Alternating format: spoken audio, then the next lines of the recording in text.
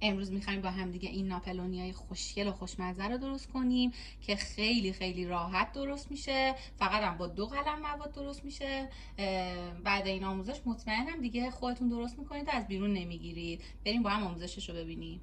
بریم یه برش هم با هم دیگه از شیرینی بزنیم. ببینید بذار بیارم جلوتر. کاملا لایه لایه و تو.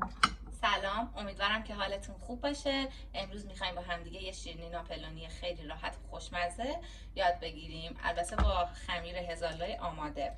با خمیر خونگی هم میتونید درستش کنید، اما خب به نظر من چه کاریه، چون خیلی سخته خمیرش. آمادهش هستش، خیلی خوشمزه و راحت هم درست میشه.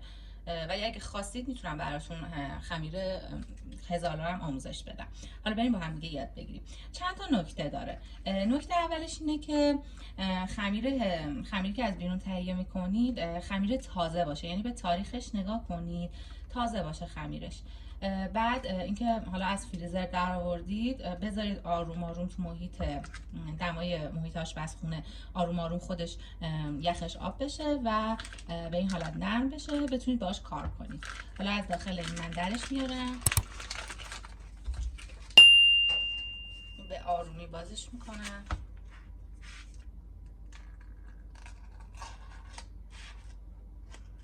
این وقتی خمیرتون تازه باشه اینجوری خورد خورد نمیشه. نگاه کنید الان اینو.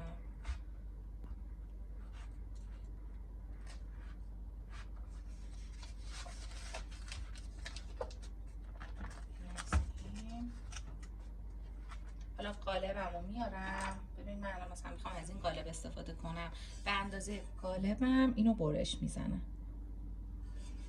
خب من اینو الان اندازه قالبم برشش زدم. حالا شیرینیاتون رو به اندازه دلخواهتون تقسیم بندی کنید.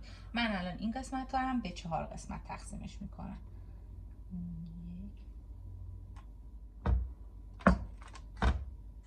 خب حالا اینا رو به 4 قسمت تقسیم کردم. از وسط هم اینا رو به 2 قسمت تقسیمش میکنم.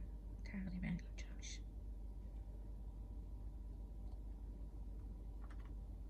خب من خمیرم رو تقسیم بندی کردم. حالا شما میتونید به اندازه دلخواه خودتون تقسیم کنید. سینی فرمو میارم، خمیرامو با فاصله داخل سینی فرم میچینم. حالا به این صورت آروم باش کار کنید که خراب نشه. به این صورت با فاصله بشینید. اگه فرتون برقیه که بذارید از دمای بالا پایین، به مدت حالا 10 دقیقه بمونه کافیه، چون بیشتر بمونه میسوزه. فرتون هم که اگه گازیه به همون از دمای پایین، فقط دمای فر 180 درجه بیشتر نباشه. بذارید آروم آروم دما بهش بخوره که لایه ها از هم جدا بشه و شیرینی ناپلونی خوشگل و لایه لایه داشته باشیم. من الان میرم اینو بذارم تو فر و بقیه مراحل رو با هم پیش بریم. یه چیز دیگه هم که یادم رفت این که فرتون از قبل حتما گرم شده باشه. خب شیرینیامون کاملا برشته شد. ببینید سطحش باید اینجوری برشته بشه. الان خیلی داغه، فقط باید بذاریم خنک بشه. زیرش هم همینطور. بعد لایه ها رو ببینید اینجوری از هم جدا میشه. حالا میذاریم کامل این خنک بشه. بعد این قسمت رویش رو حالا بهتون نشون میدم. میتراشیم که برای تزیین روی شیرینی ناپلونی استفاده کنیم. حالا من اینا رو میذارم خنک بشه. بریم با هم دیگه خامه رو آموزش ببینیم. خب برای خامه من از خامه میهن استفاده کردم که خیلی خوشمزه است. قبلا استفاده کردم، طعمش رو دوست داشتم. خامه رو از یخچال در میاریم، یعنی از فریزر در میاریم. وقتی از گوشه ها یک مقدار آب شد ولی هنوز وسطش سفته، شروع میکنیم با دور کند همزن همش میزنیم که خاممون یک دست بشه.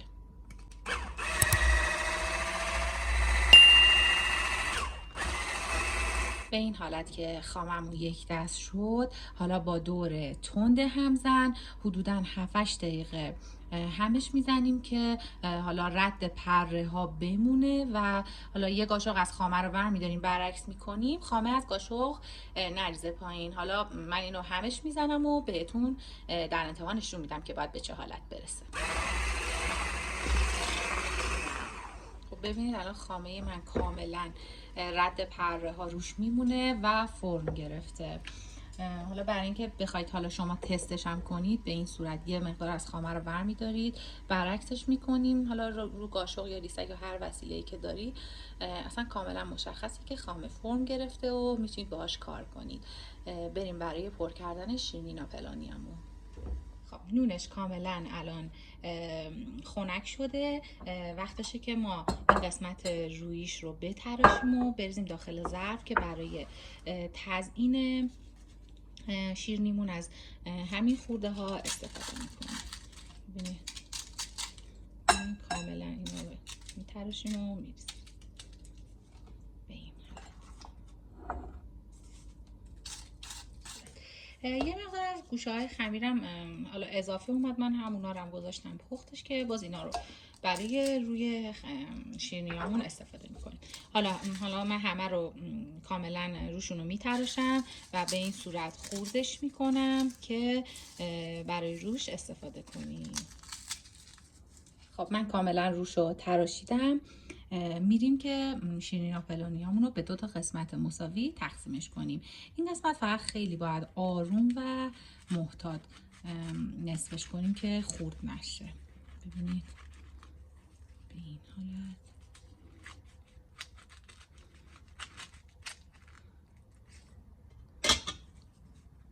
به این صورت به 2 تا قسمت تقسیمش میکنیم.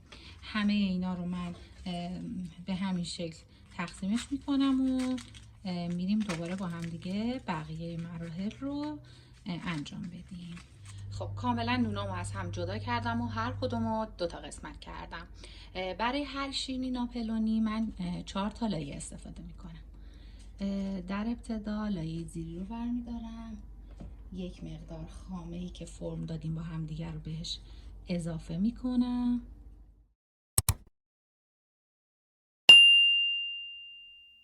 من معمولا وقتی بخوام برای خودمون شیرینی درست کنم از دستکش استفاده نمی کنم، ولی اگه شما میخواید واسه کسی درست کنید یا واسه مهمونی بخوام درست کنم حتما از دستکش استفاده میکنم. لایه آخرم همینطور خامه میزنم و اطرافش هم یه مقدار خامه میمالم که اون خورده نونا کامل بهش بچسبه. به این حالت دور تا دورش رو خامه زدم. حالا از این خورده نونا به این حالت کاملا دور اطرافش رو پر میکنم.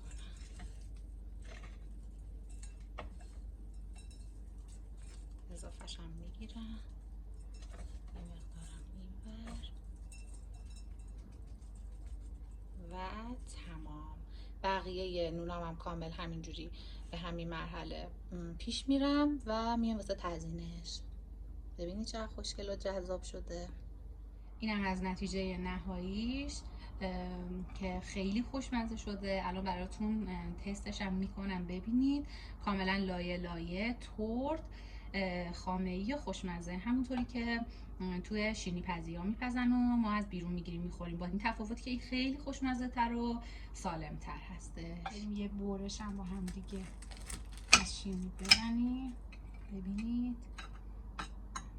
بذار بیارم جلوتر. کاملا لایه لایه و تورت. یه کوچولو بخوریم ازش.